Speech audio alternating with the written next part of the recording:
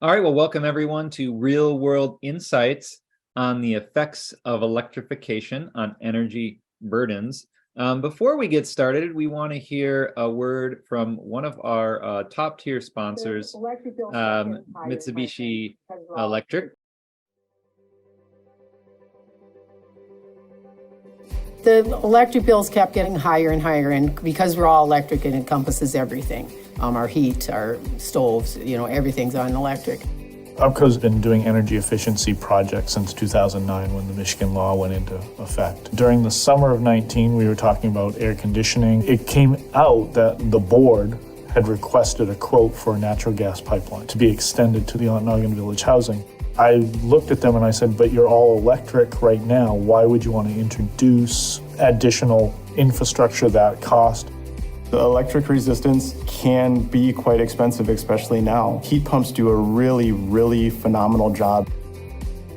They jumped on that right away as an opportunity to help us find a different alternative source and not go with the natural gas. Mitsubishi Electric's hyperheating products are extremely efficient in this cold weather climate. Phase 3 of this project included our deluxe wall mount unit. What that new product offered on this project was 100% heating to -5 degrees.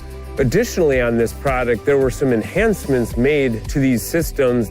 That dual barrier coating not only prevents dust and grease and particles in the air from accumulating on the system, but it maintains the energy efficiency over an extended period of time. We're a total of 60 units in 15 buildings, and they're all one bedroom except for 2 of them. They are HUD subsidized, so it's rent plus HUD subsidies. From a maintenance standpoint, it's nice to be all electric. Again, you don't have the carbon monoxide, you don't have pilot lights. It's a pretty maintenance-free system when you're all electric. Cold climate heat pumps will take care of your problem with no impact or very minimal impact on your tenants. The proof is in the pudding here in Ontonagon. When you compare it to electric resistance heating, which is what they had beforehand, the savings is phenomenal. We were able to be part of the solution to install comfort heating at a fraction of the cost. So we're looking at all the options that provide a cost-effective solution for our customers. And then we're looking at the energy savings it delivers for the individual customer, for our system overall. The total cost decreased from about $95,000 a year to $65,000 a year for the whole facility. Residents say the air seems to be cleaner. It's fresher because it circulates now. With the baseboard heats, it was just a radiant heat, so you didn't get any circulation, no filtration system. I now have 60 tenants that can't tell me or anyone else enough about how wonderful the heat pumps are. It's there for your own convenience. I've lived so much better since we've had this new unit.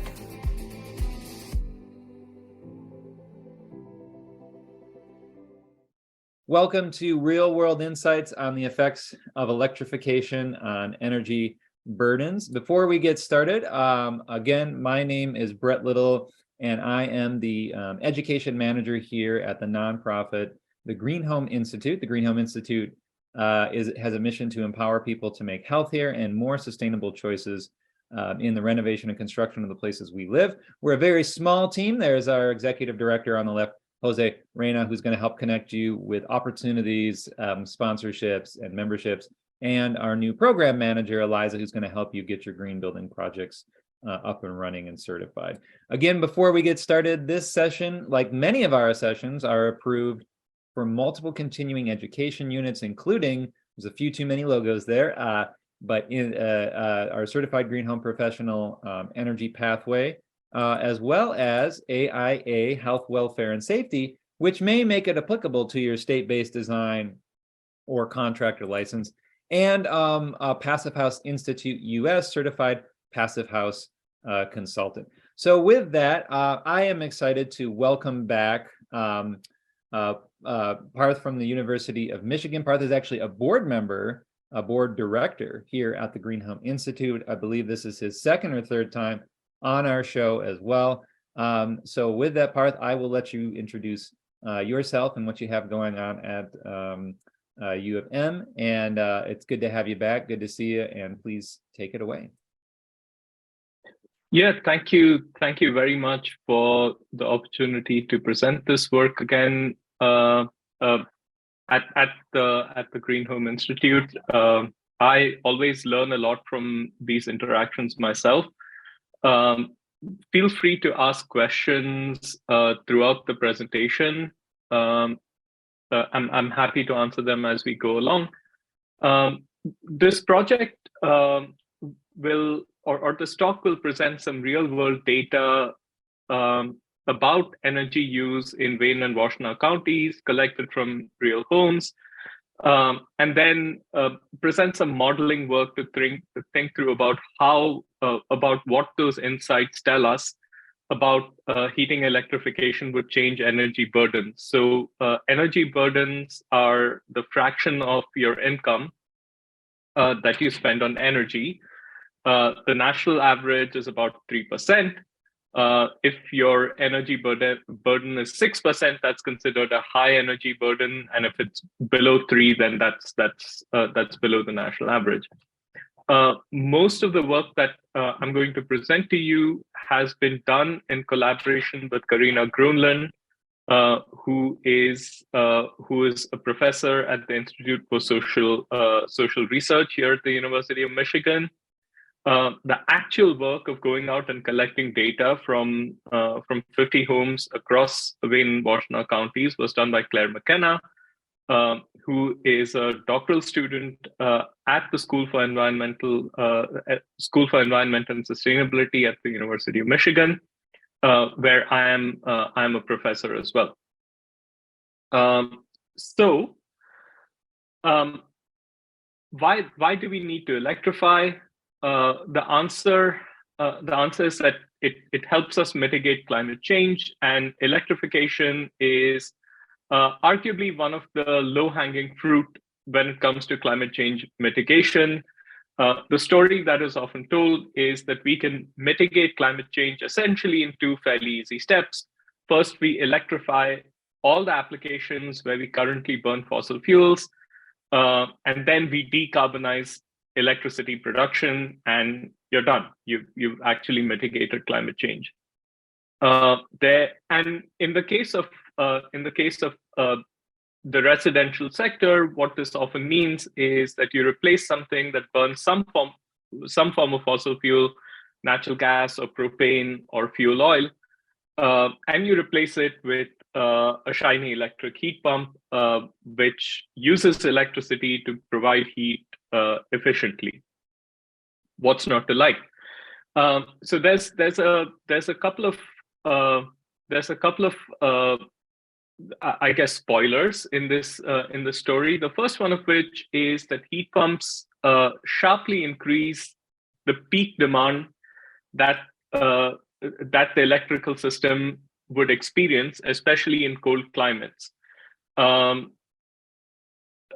In places like Michigan, in places like North Dakota, in places like Minnesota, the increase in peak demand could be of the order of 5, 10, 15 kilowatts. And to put that in perspective, peak demand in a home that isn't using heat pumps or heating in the winter would be of the order of 3, 4, 5 kilowatts. So this would be a doubling or tripling of peak demand, of hourly peak demand.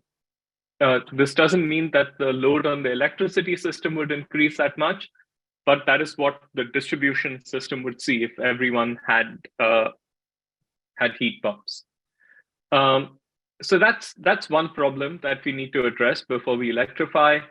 The second problem, which I suspect a lot of the people on this call are aware of, is that per unit energy, electricity is more expensive than natural gas in most parts of the country. So even if you use that electricity really efficiently, as you would in a heat pump, that is going to increase people's energy bills. And this is especially problematic because we already have a significant amount of energy poverty in this country. About 1 in 5 Americans actually have to ration food or medicine or other necessities to pay their energy bills. If you adopt a broader definition of energy poverty, where people have actually had to struggle in some way or another to pay the bills, the number is actually much larger. It's closer to 1 in 3 Americans. And that burden isn't shared equally. It's higher on Black households, for example, than it is on non-Hispanic white households. So there's a couple of things that we need to address before we actually can. Sorry, Brett. Yeah, there was a question on energy burden, and if that takes into consideration transportation, when you're saying energy burden, is it looking at gas use or even like I guess electric use as well for your vehicle? So that's a good question. Most of the definitions that I have seen look at utility bills, but I certainly think that it makes sense to include transportation costs in kind of an overall conceptualization of energy burdens. But that said, what you'll see in this presentation and what people generally mean when they're talking about energy burdens is utility bills. Thank you. Yeah. So the two questions that we were trying to answer is to what extent can weatherization reduce this increase in costs, and how can we weatherize equitably? So in order to do this, we ran a study that we call the Heating with Justice study. We recruited 51 households in Wayne and Washtenaw counties. We performed a comprehensive energy assessment of these households, including a blower door test. We installed a smart thermostat or temperature sensor to gather data about set points and indoor temperatures. And we gathered past and current electricity use data in the DTE service territory. This means hourly electricity use and daily gas use. So we have that data for approximately 50 households in Wayne and Washtenaw County. And that is what our conclusions are based on. When we launched the study out of Ann Arbor, we were afraid that the only people who would be interested in a study like this are our colleagues. So we were really afraid that we'd have a sample of 51 of our closest friends. But we did manage to recruit a fairly diverse sample across the income spectrum. So the sort of median family household income in Wayne and Washtenaw counties is in this bracket, sort of $50,000 to $75,000. And as you can see, about half the sample or more than half the sample is below that threshold and half the sample is above it. So it's a fairly balanced sample. There's also a good mix of races and ethnicities in our sample. And so we are able to say something about how energy use differs across at least different income groups. So the first thing that we saw was that on this axis you have the energy burden of different households. We don't have one number for each household because we don't know what the exact income is. We ask them to report their income band.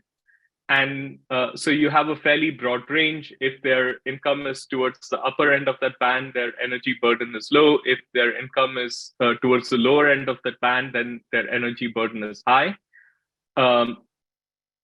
For folks on low incomes, it sometimes does not make sense to ask for an exact income because people may not have the same income month to month or year to year. And so so it makes sense to give people the opportunity to give you an approximate statement about what their income band is. And this tells you what their energy cost burden is. Like I said, this tells you what fraction of their income they spend on their utility bills.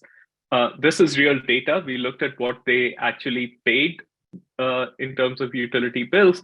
And what you see is that for homes that have a below median income, energy burdens are really quite high. The national average energy burden is something like 3%.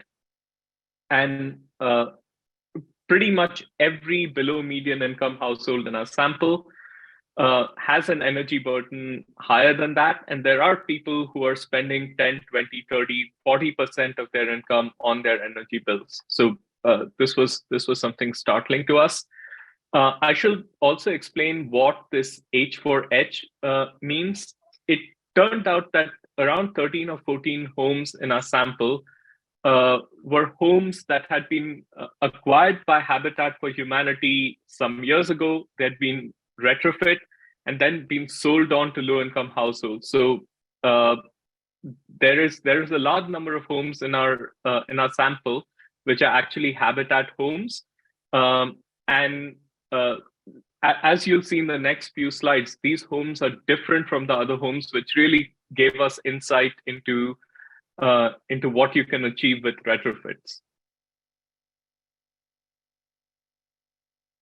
So for each of these homes, we knew what their energy use was.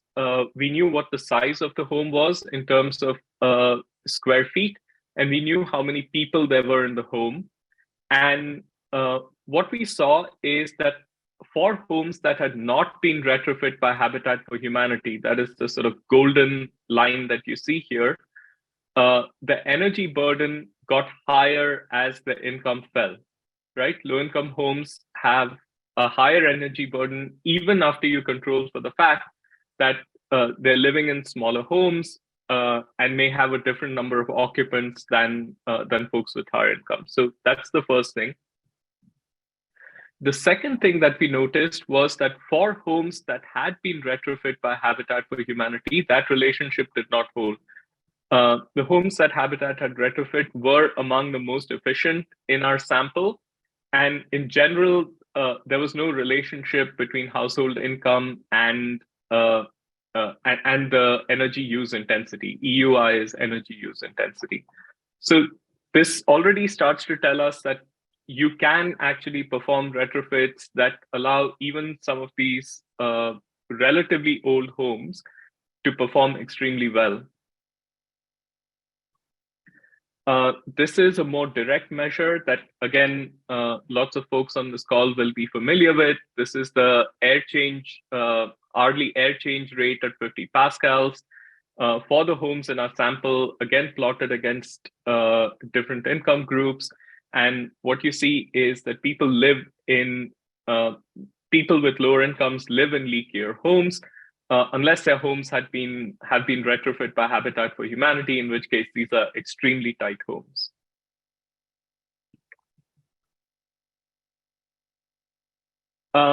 Finally, we can back out when or at what external temperatures these homes start heating based on their daily gas usage. So this is an example of a plot where we plotted the natural gas usage in these homes against some measure of temperatures, the heating degree hours. This takes into account what the preferred indoor temperature for the household is and what the external temperature is. And what you're about to see is what you get from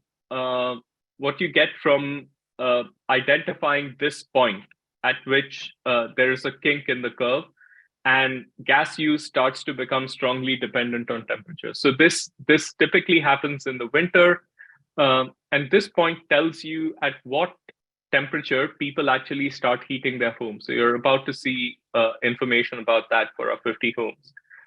So what we saw was that I'm just going to get rid of that annotation, sorry. What we saw was that there was actually not much of a difference in the median estimate of when households with different incomes started heating. There were, in fact, homes that started to use heat at slightly higher outdoor temperatures than homes with comparatively higher incomes. And there were some people or some households that were in fact enduring fairly low temperatures before they turned on the heat in their homes. So the reason I bring this up is because there are some estimates in the literature.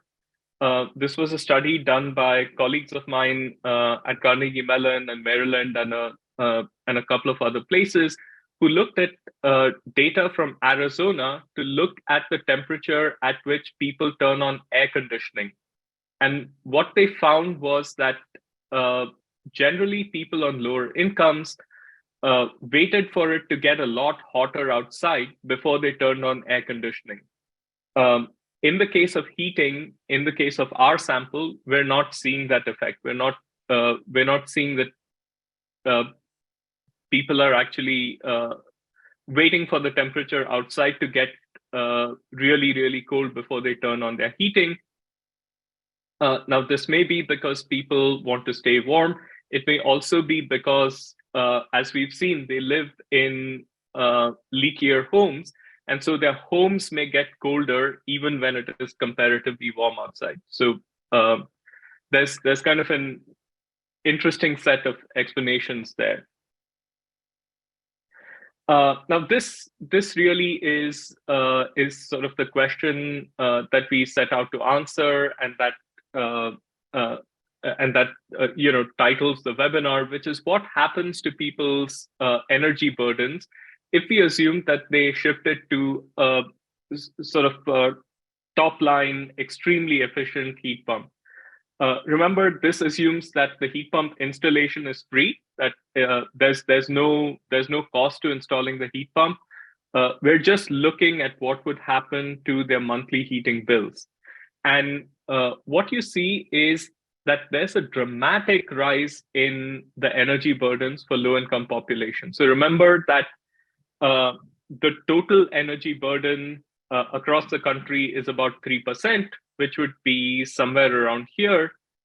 What this shows is that the increase in energy burden for these homes that are already very highly burdened would be twice that. So you would see a very sharp increase in energy burden. And then as people get richer, because the incomes are higher, the increase in energy burden from a shift to heat pumps would become lower for those homes with higher incomes. It's worth noting here that in this case, you're seeing a sort of 1 percentage point, about a 1.5 percentage point increase in energy burden. For a household whose energy burden right now is around 2 to 3%. So, these households would notice that their bills have gone up. And that is what you see in this chart. For low-income homes, there is an increase in utility bills of the order of $500 to $1,000. For homes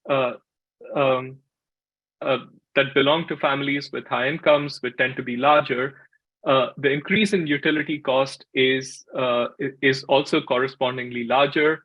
Across the board, you would see people would see their utility bills go up by $700-800. You have some homes with a fairly small increase in utility bills here from a shift to heat pumps, and these are typically homes that have been retrofit by Habitat for Humanity. So these are really, really efficient homes, and they're using relatively less energy to begin with, and so the increase in energy use that they would see from a switch to heat pumps would be small. So next, one of the ways in which you can mitigate this and mitigate the effects on the energy system is to actually retrofit these homes and make them more efficient. We've seen evidence that might work. We've seen that the increase in energy burden, or at least the increase in utility bills for some homes, is pretty low, and these tend to be the most efficient homes in our sample. So what can we do? And so we looked at the reports that were provided to these homes with recommendations for a comprehensive energy retrofit. And this is the frequency of different recommendations that were made. As you can see, people were given a wide range of recommendations. Basically, every home in our sample was asked to consider air sealing. Virtually every home was asked to increase the amount of attic insulation that they had. More than half the homes were asked to insulate their rim joists. More than half the homes were asked to seal their ducts where they had ducted heating systems. And then there were a number of measures that were sort of more or less invasive.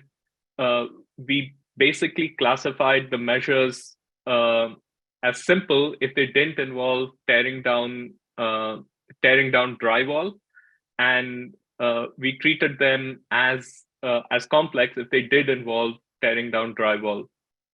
Rim joist insulation is considered simple if you don't have a finished basement, which most of our participants didn't, but I recognize that sometimes that would involve tearing down drywall also. What's interesting is that when you look at the projected utility cost savings, so we don't know whether these households would see this saving or not. This is what the household got from their report. This is the information that they got from their report. It's not clear that there is kind of a standard recommendation for all households. Most of them were asked to perform air sealing, but some of them would save a lot of money from air sealing. Some of them would save not very much at all. Many homes were asked to perform system upgrades, but you see that a lot of homes might have saved a lot of money from system upgrades, whereas some homes would have saved very little. So what we saw was that the diversity of recommendations and the diversity of savings that would emerge from those recommendations kind of reflects the diversity of the housing stock. So it's very hard to come up with one recommendation or a standardized set of recommendations. Another thing that we saw was that the upfront cost of retrofits for these houses was of the order of $10,000 or $15,000 in many cases. In most cases, this is more money than the weatherization assistance program, for example, would make available. There were a number of homes which would not actually qualify for weatherization assistance because of damages, damaged their roof or walls or something, for which they would need supplemental assistance before they actually qualified for WAP. So bear in mind that the retrofit costs that these houses saw from the report that was given to them were fairly high. Right? Yeah. So just to be clear, that where those bars are topping out at is the recommended cost of the upgrade. Is that, to my understanding, sort of the top level of it? Yeah. So this is so each dot here represents a single house. I see the dot. And so this is the median for all the houses that had incomes of below 25%. This is the median for all the houses that have incomes between 25 and 50%, and so on. So this is basically constructed by looking at the spread for all the houses in each income bracket. So really, we're looking at a $5,000 retrofit from the 25 to 50, and perhaps a 10,000. Is that what we're seeing as being recommended? Sort of. That's right. Okay. For a median household, but there are households who were recommended retrofits, which were which would have cost $15,000, and there's a. Well, I was just going to say, I'm curious what you mean by recommended retrofit. Like, what is the predicted energy savings at these levels? Or is there any information you have on that? So that's literally the next slide. Okay, that's all right. Thank you. Yeah. So we, I don't have the absolute numbers, but what you do have is the payback period. So we have the absolute numbers, just not on these slides. What we have is the payback period that these houses would see if they perform these retrofits. And this is if you were a homeowner who saw this, this is sort of grim news. The median payback period for a house with an income of less than $25,000 was a payback period of over 30 years. For a home with $25,000 to $50,000, the payback period was something like 22 years. In this case, it was around 17 years, and in this case, close to 25, 26 years. So, in the aggregate, people were given estimates where the payback period would be enormous. And there's a lot of evidence in the home efficiency literature which suggests that people don't invest money when the payback periods are this long. Next, we tried to see that, well, there's one type of retrofit which is recommended to everyone. Maybe that is particularly low-hanging fruit, and a lot of people might be able to easily save money by performing that retrofit. And what we saw here was that, in a sense, that was true. For a very large number of houses, or for about half our sample, simply air sealing the house produced a shorter payback period than the entire recommended package. So in this graph, each pair of bars stands for a household. A yellow bar is the payback period for air sealing only, and the gray bar is the payback period for the entire package that was given to them. The asterisks here are Habitat for Humanity households, and those houses have enormous payback periods for any further air sealing, because as you saw in the first couple of slides, those houses are already very tight, so you're not going to gain anything by air sealing them any further. But for houses that weren't part of Habitat for Humanity retrofits, air sealing does actually have kind of a 5-10 year payback period for a large number of houses. So that said, one of our conclusions from performing this study was that people are receiving information that on the face of it is kind of daunting. If you get a piece of paper saying that, well, you could do this, but it'll take 30 years to pay back. And one proposal for folks who do energy audits and engage with clients in this way is to construct what in economics is called a marginal abatement curve, which is imagine that you have a set of measures where each of these blocks represent a measure. As a homeowner, I might find it useful to receive information in this form, where you first stack the energy saving measure that has the shortest payback period. Then you have the energy saving measure that has the next highest payback period. And you can plot that against the cumulative energy savings so that I know both what the payback is and what the energy savings are.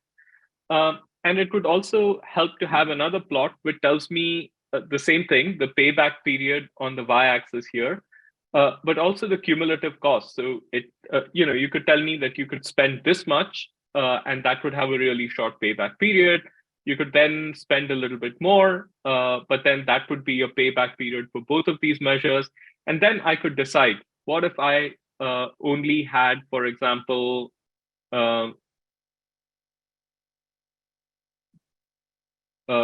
that much money to spend. It tells me that I should do this and this, but not any of the others. If I had that much money to spend, I can do all these three.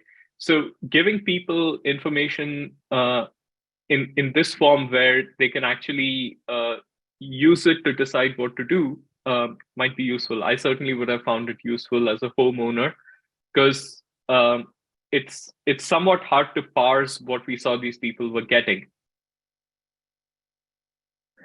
And finally, there's a bit of a sting in the tail over here, which is we were curious about what people actually spent, or what they actually needed to spend. So obviously, we weren't in a position where all those 50 households went and did the retrofits that were represented to them.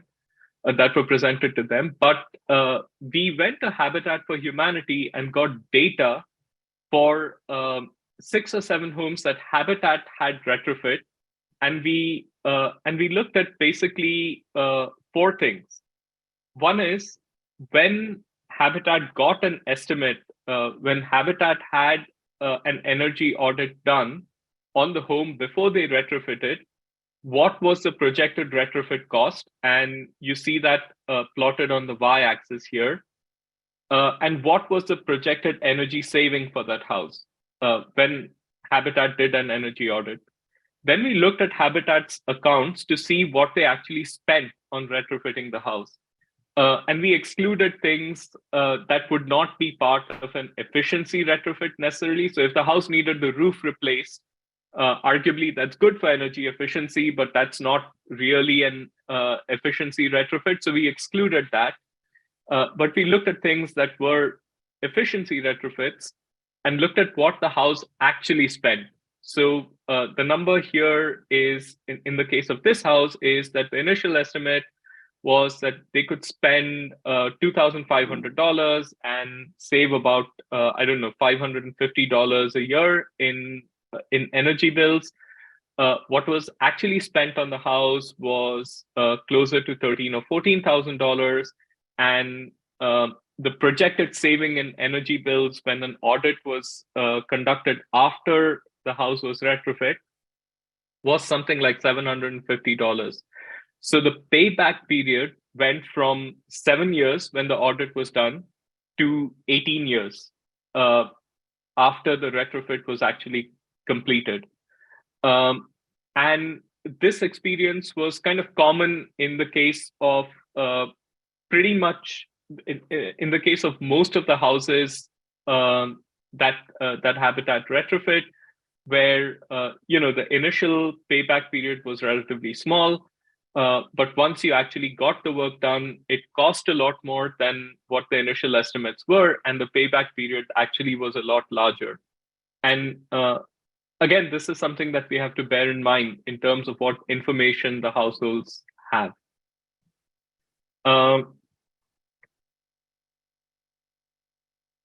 So the conclusions. One, low-income populations live in a worse housing stock. This is something that we know intuitively, but we've got sort of multiple lines of evidence and multiple sort of components of why that housing stock is worse from the study. One thing that isn't necessarily acknowledged in for example, the economics literature, and you do get pushback when you recommend that people actually retrofit, which is that this can be fixed. There have been sort of influential studies that have shown that you can do retrofits, but ultimately they're far less effective than initially advertised. But what having the Habitat homes in the sample showed us was that no, you can actually make these homes really efficient. The bad news is that this costs considerably more than the cap that the weatherization assistance program had as of last year, which is just over $7,500. Another interesting finding was that at least based on their heating bill, low-income populations are not enduring colder temperatures. They do seem to be enduring warmer temperatures where the climate is warm. But we will do more to confirm this. We have data from the thermostats, which will give us fairly high resolution information about that. Not everyone had thermostats through the winter, so we weren't able to make a very strong statement here, but we will be able to in a year's time. Finally, in order to electrify in a way that is equitable, we will need to expand weatherization assistance. This number here is not enough, and we need to make greater resources available and to expand the eligibility to some of this assistance. And also, it seems to me that there may be scope to lower costs. When I speak to colleagues who work in other parts of the world, and folks who are practicing architects, practicing builders, and who operate both in the US and abroad, they say that our costs are high, even relative to places like Europe. I don't personally know whether that is true, and I don't know what to do to fix it. Maybe there are folks in this community who have answers to that question, but it is also important to lower costs.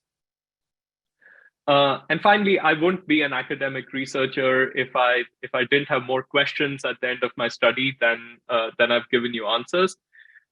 First is, we're going to try and find real-world evidence that the actual savings from these retrofits match predictions or models. It's hard to plan and finance a project unless you can accurately predict what the savings will be.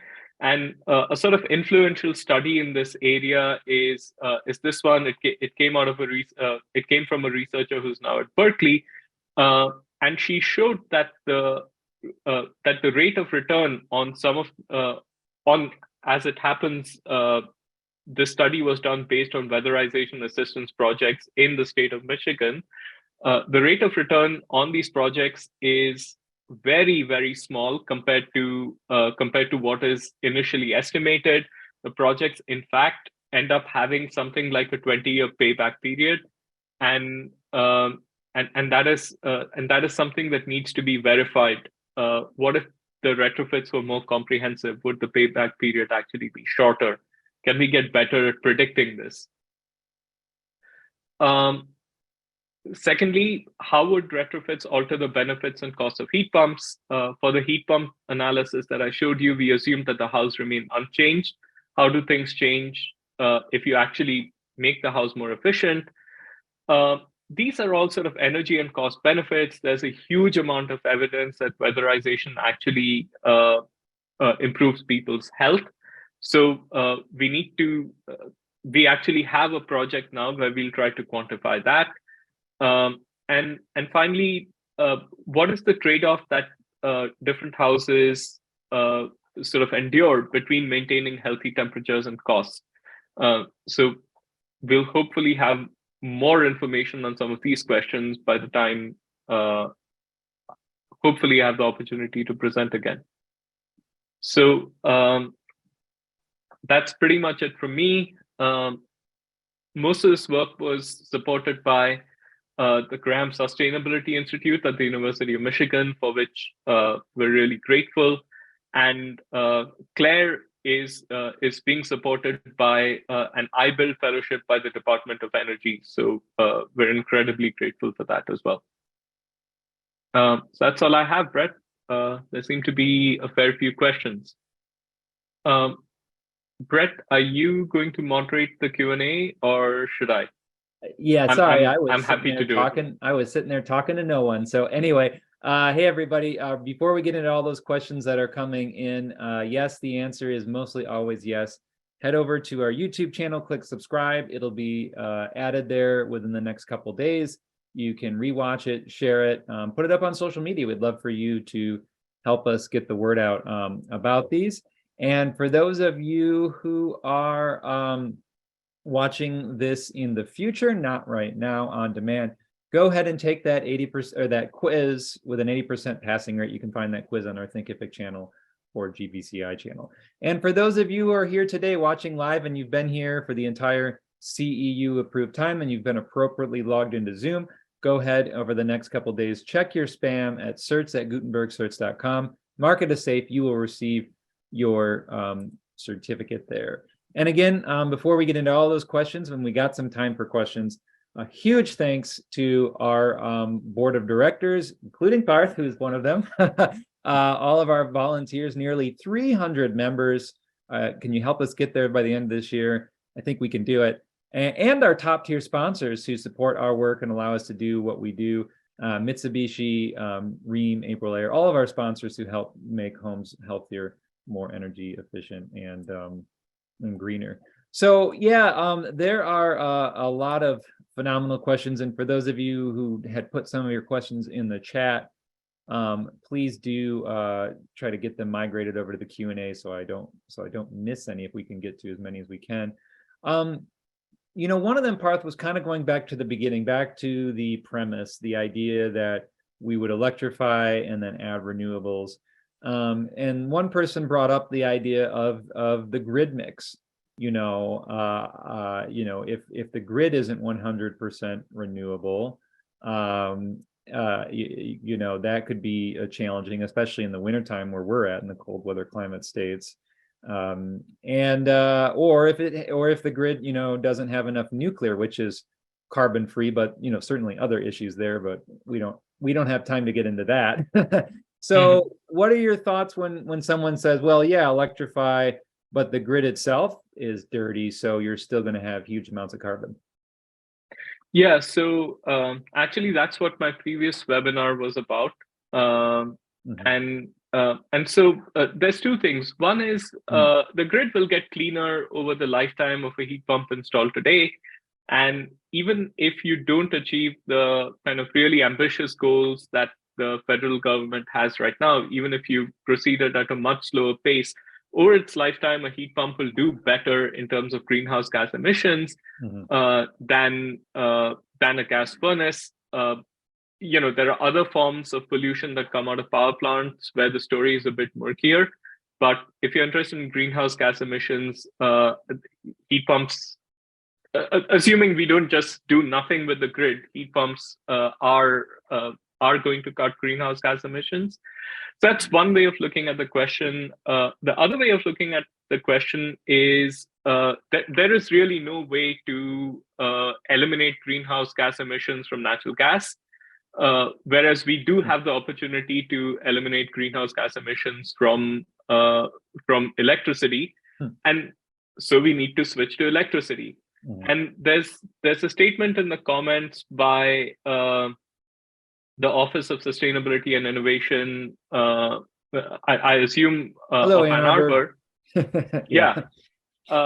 Which basically says that we can't do these things in sequence anymore. We have to do them at the same time, and that's exactly right. Yeah.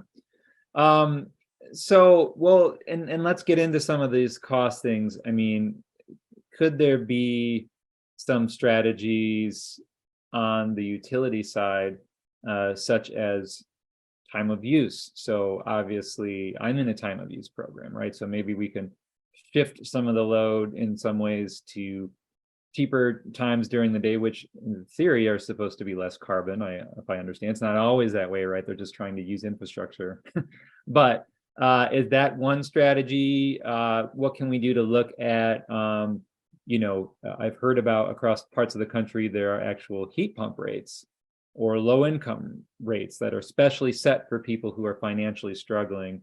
I have to give credit to DTE Energy, who has, I believe, a geothermal rate and perhaps even a rate that could extend into air conditioning, which is just another word for a heat pump, right?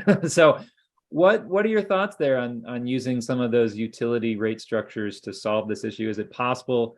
Could they be redone to fix this issue, to make electrification more financially feasible for people who are struggling?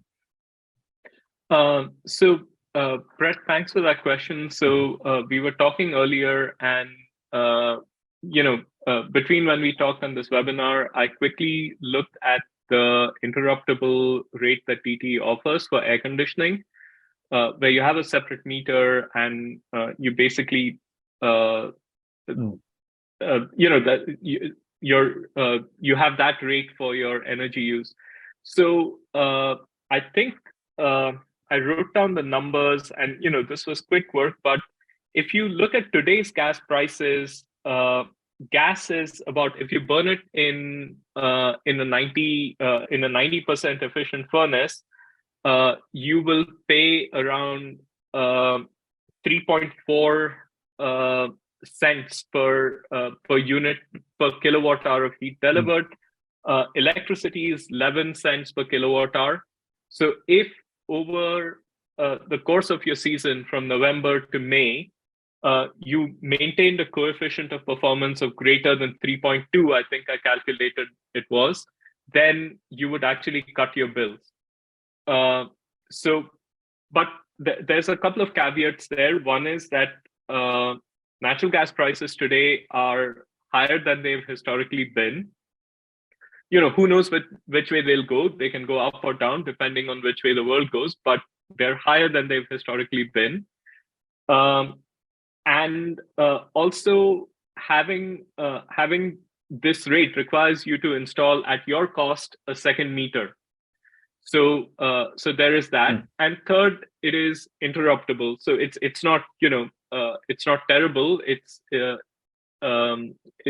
few hours, not more than a certain number of times, not more than once a day, but it is interruptible service. You can cut supply to it. So I think the short answer is, yeah, there are rates where this could be sort of marginally attractive. But again, I think there's a comment which says that electricity is just more expensive per unit of energy than natural gas. And that's, the laws of thermodynamics can help you a little bit there, but at some point that stops. There's also a couple of comments about ground source heat pumps. I know the University of Michigan is exploring this. I live in a condo with like 70 homes. I haven't done the numbers, but I bet if all of us had kind of a network ground source heat pump, we would all save money, and quite a lot of money. I don't know how to make that happen. What I do know is that when I ask someone whether I can install a ground source heat pump here, the price tag has made me faint, basically. So there's I think ground source heat pumps are interesting, but they have to be a community solution rather than an individual solution. Yeah, well, I appreciate you bringing up the ground source heat pump question, and to be sure, thanks to the new Inflation Reduction Act, ground source heat pumps, otherwise some call them geothermal, in this case, same thing, have now been reapproved for the 30% non-refundable, that's important, tax credit. And so that is one opportunity out there. Certainly not for people most likely struggling financially to individually still get, even with that credit. And most people in those situations can't get that credit. Though I will say I was able to take advantage of the solar one, surprisingly. And I was very surprised by that, I just learned. And we'll talk about that a little bit more next week, but I put a link in there. So geothermal, very expensive, sometimes can't be installed in urban areas. I assume when you were talking about the air source heat pumps you were looking at on a cost standpoint, you were talking about cold weather climate ones, correct? Or were you talking about the ones that cut out at 40 and then launched a baseboard? You were talking about cold weather? Yeah. So what about, did you study a hybrid approach where, because I know a lot of systems these days now, you can just take the existing gas furnace and then put a heat pump outside and run it, down to whatever temperature and then use the gas. Has that a strategy you looked at? Could that be feasible as a way to make this a transition? So I've looked at it, and a couple of other people have looked at it. Again, there's an earlier study, I think. So if you have a situation where it's sort of 40, 45 degrees, where your coefficient of performance starts to dip below 3, you switch to gas, you would save money. But I think I may be wrong about this, but the average temperature during winter in Detroit is 23 degrees centigrade. So you are, at that point, you're electrifying a little bit of shoulder season heating, but you have gas heating. There's, and that may change as the climate gets warmer. But at that point, for most hours, you have gas heating. So yes, that strategy would save money, mainly because cold source heat, cold climate heat pumps are really efficient air conditioners. So it would save you money because you've just bought yourself a really efficient air conditioner. but your heating would still be gas-based. Mm-hmm. Right, most of the time. And to your point, I think January here in West Michigan was a record-breaking warm. And I noticed my usage was significantly down over the last year. So it's happening. It's like our climate, sadly, I can't say I'm happy about it, is changing to be more heat pump friendly, right? I hate to say it, but I mean, I've seen it with my own eyes in this last year compared to the year before. But next year it could be really cold again, right? I mean, that's it's a risk. I'm not saying, next year it's just not a constant upswitch from that. So just some of the other questions, and there's a lot of comments in here, which is great. A lot of great conversation. I guess one of the things, going back to the cost, my understanding is that, how much was inflation taken into account in your study? Because I think it sounds like maybe by the time you were doing the study, inflation was, had just taken us all by surprise, I believe. And my understanding is that methane gas, or fossil gas, whatever you all call it, went up significantly more than electricity, like by magnitudes of thousands or something. I don't know. I've heard all sorts of things. So how does that factor in, especially if that trend continues? I know, and to be sure, electric rates are going up. Michigan, our biggest utilities, are trying to, move the electric rates up significantly. But, how does that factor in with inflation and what you looked at? We're working on that as we speak. This analysis was done using people's electricity bills from around 2020. So, the most recent rises in especially natural gas prices, which are huge, are not factored into it. We will have more information about that in the next couple of months. And, some of those results may in fact flip. But like you said, it's not clear that those natural gas prices will persist. And so, if you make an investment decision for something that's going to be in your home for 15, 20, 30 years, is it a good idea to make that, assuming that, the commodity prices will remain advantageous in the way they are for the lifetime of that product? So, but we will have some answers about that. The flip side of that is that the retrofit costs don't reflect the current increase in inflation either.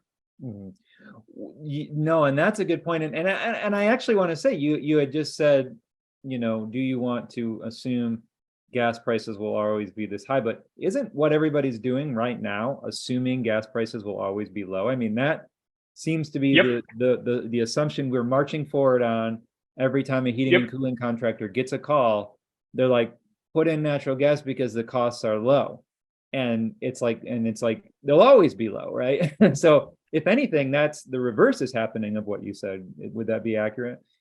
That is absolutely accurate. And the other thing I should add here, Brett, is this is about the retrofit of existing homes. For new homes, there is plenty of evidence to suggest that even in cold climates, well-constructed homes with that's a well-constructed home that is all electric is just flat out cheaper. So for new homes, none of this applies. We really should be going electric, both for economic and environmental reasons. The question is, what do we do to retrofit the existing housing stock? And that is where we can have some of these debates. But you're absolutely right that the assumption that the low prices that prevailed, in the aftermath of the shale gas boom will last forever. I think it's unlikely that we certainly shouldn't operate on that assumption. Yeah, let's talk about the retrofit costs. I mean, I was looking at some of your numbers, and some of our members on here who are in the field doing this work, we're looking at them, and we're all like, those are probably pre-inflation numbers to be sure, as far as some of the costs. I mean, just someone had mentioned, one of our members mentioned that spray foam had like doubled since 2020. Cost of labor has went up, which is good, right? We need to make sure people are paid a living wage. I don't want to badmouth the cost of labor at all, right? We want people to be paid fairly. In fact, they need to be. So anyway, so on that note, you were mentioning, I think you saw back based on those prices, it was a 20-year return on investment was sort of the average. Is that what I saw based on sort of the pre-inflation numbers? Thereabouts. Yeah. And so, I'm glad you brought up the weatherization programs, because there's a lot of people who don't know that. I say this is one of our best kept secrets across the United States, is that we have the U.S. Department of Energy has funding from Congress since the 70s, I think, to enact funds to the states down to almost to the county level on average. And they give out these dollars to help people with energy efficiency in low income situations. And they typically, if I understand right, have been boosted significantly to bring in more dollars and help more people over the next 5 years. And so there's a lot of help out there. So some of the questions that came in is, what kind of conversations have you been seeing, looking at those additional dollars coming in, and how they could be paired with maybe Inflation Reduction Act dollars or anything else as far as on the cost of retrofit side? I think one of the answers to that is that there's quite a bit of confusion about what is available. And what would be nice is if there were some kind of one-stop shop where people could go, and this is kind of what the Green Home Institute does, I guess. But right. It would be nice if there were a one-stop shop where you could go and you could get information about everything that was available to you in terms of help, including assistance, and but also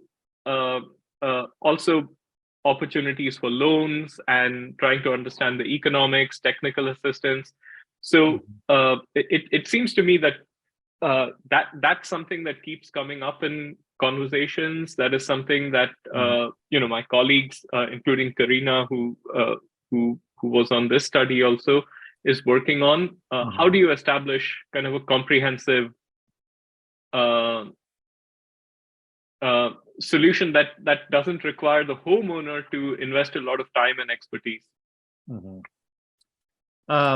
Yeah, good points. And we're next week I will be hosting a session, and I'm posting it here, on the home energy efficient tax credits from the Inflation Reduction Act. So you guys can check that out. Certainly it's the smaller version of what we can expect next year. So everyone's excited about the other funds, but that doesn't solve the cost problem, right? It doesn't solve the operational cost problem.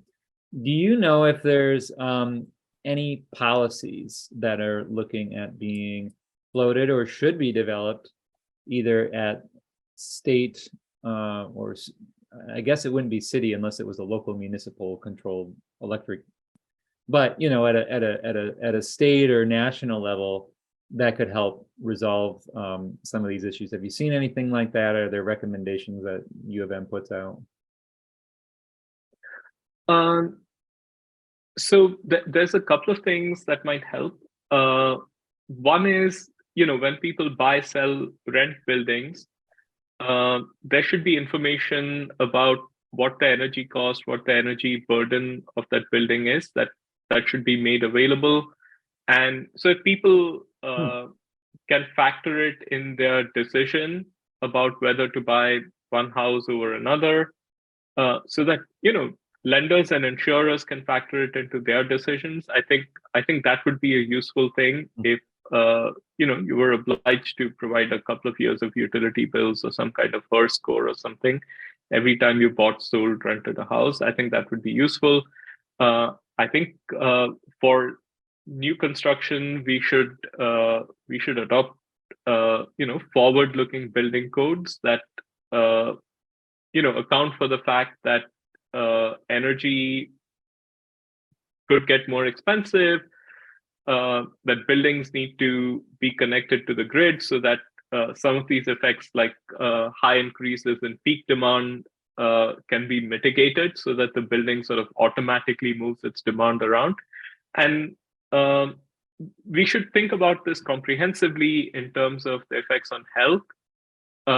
We should think about it also in terms of resilience. So, if you have a well-insulated house and, actually, literally the first thing that you showed, one of the things that you get from this is that when outages happen, it's important for people's health and well-being that the house be well constructed, that it be safe. So when we're doing the cost benefit for these things, we need to look at it more comprehensively than we do right now. So it sounded like you all are getting some additional funds to do some further studies. Is that true? That I thought I heard something like that in the news. Yeah, that's right. Yeah, great. Well, there were some questions. I don't know if it can help you on your further studies. I think someone was asking, specifically how you factored, energy burden. I don't know if that's an easy answer, if maybe that's something someone can read in the study. And then they were ultimately wondering how you compared that to Carnegie's research that they did on this topic. Have you seen that? Yeah. So actually, Brett, if I could share my screen for a second. You should be able to, yeah. Yeah, I mean, I don't want to bore people with a never-ending slideshow, but I should. I did see that question, and yeah, so I think this is the study that that question was referring to. Oh, okay. And the person who did the study is a friend. I used to be at Carnegie Mellon before I came to Michigan, so I know the folks pretty well. And yeah, they basically the metric that they are using for energy burden is not, energy burden tells you whether you're paying more or less.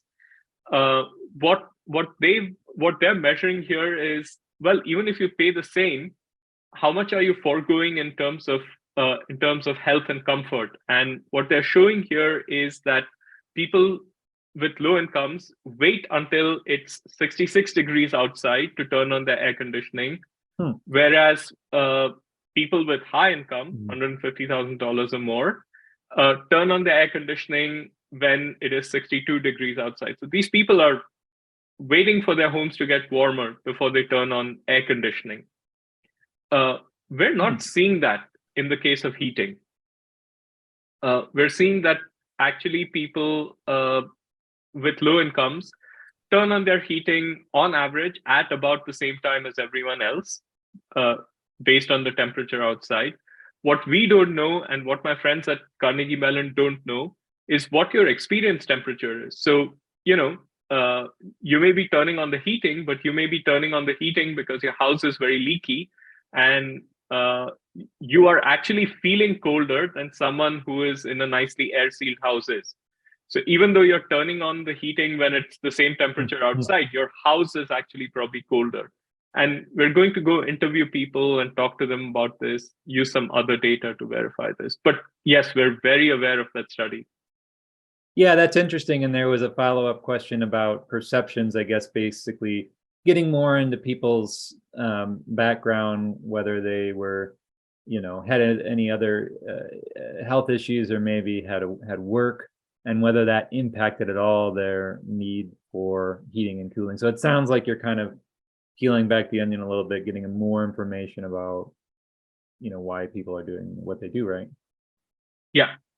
And so Claire actually, starting in a couple of weeks, is going to revisit all of these households with some of the questions that are being asked here, which is, this is what your thermostat tells us, but is your bedroom a lot colder than where your thermostat is, for example? Right. Well, great. I certainly see a lot of other questions and dialogue here. I mean, I think one of the things, just to be clear on, really for this study, we're talking probably primarily about cold weather states with high electric rates.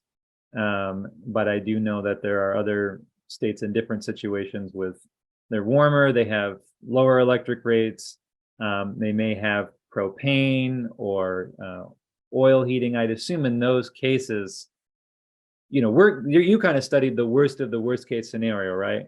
One of the highest electric rate utilities, I believe, in the country, cold climate, heavy carbon grid. I'd have to assume it kind of only gets better from there, right? Yeah. So if you're in the Pacific Northwest, it's a slam dunk. If you're burning propane, it's a slam dunk. If you're using resistive heating, it's a slam dunk. Mm-hmm. So if you're burning oil, it's a slam dunk. So there's all these cases where it makes a lot of sense to switch to heat pumps. I actually learned from one of my colleagues recently that of all the states, Michigan has the highest residential propane use. And those people would save money by switching to heat pumps. One interesting thought came up was the LIHEAT program. So this is the program that helps fund, for those of you who don't know, the funding of people who are having basically high energy burdens. And then I also know there are additional programs where you can call your utility and tell them you have a hardship. And also, if you all were doing your taxes this year, you'll see in many cases, a lot of states have some sort of home heating tax credit, I think. So has there been any consideration to use those resources to maybe offset the cost if someone were to go to electrify and have and be in a lower financial income situation? So a number of our participants are on DTE's low income rate. So we've assumed that they stay on those on that rate and receive whatever assistance they're receiving from DTE, or from consumers. They're on, those are the two utilities that serve a sample. So we've accounted for the fact that some people might be on low income rates, and we've assumed that they stay on those rates when we look at what happens when they electrify. So we've accounted for it to that extent.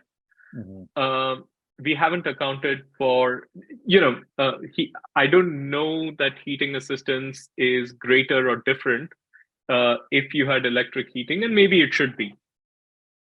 Yeah, just as an idea.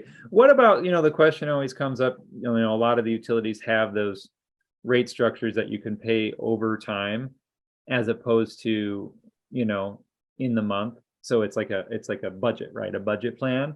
My understanding of those is that they're actually worse, but I mean, my thought is that you're going to get hammered with these really high electric rates on a heat pump system in the winter.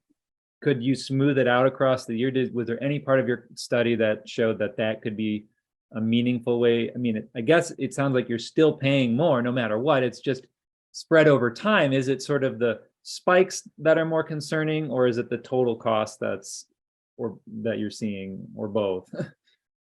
So we've just looked at the total cost, and we sort of end up hearing the same thing that you do about having a plan, because even if you smear things over, if you go over what the projected use was, there still can be a spike at some point. So I mean, we haven't sort of quantitatively looked at any of that. We've just looked at the aggregate cost.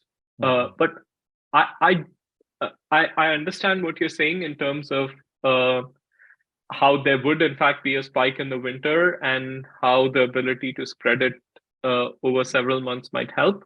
But we haven't accounted for that, and maybe that is something we could ask homes when we actually go, whether that would help mitigate things at all. But if someone asked me, I would say that, well, I'm still paying more all told.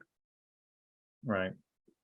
Well, we are a little bit over our time, so I appreciate you hanging out with us and answering some of these questions and having this conversation. Parth, where can people go to get more information, learn more about these studies or upcoming studies if they want to find out more? Yeah. So I will just post my my webpage in on the University of Michigan website. So here's everyone who's involved in. Let me see. Okay, let me close the Q&A. So now I have chat, and I'm going to post this in chat to everyone. Can everyone see this, or only the hosts and panelists? Let me post it so that everyone can see it. There you go. Yeah, so my contact details are there. As more studies come out, we'll post information on this website. And also, don't hesitate to send me an email. I'm very happy to chat, to answer questions, and also to be corrected if any of this doesn't make sense. All right. Well, Parth, good seeing you out there. Thank you so much for your time. And have a great rest of your week. And the rest of you, we will catch you next week. So thank you so much. Goodbye. Absolutely. Thank you very much. Be sure to check out all of our courses available online that you can watch anytime and anywhere to pick up your CEUs. Before you go, make sure to subscribe to us on YouTube to get weekly updates and stay up to date on green building science courses, webinars, and home tours. Thanks again.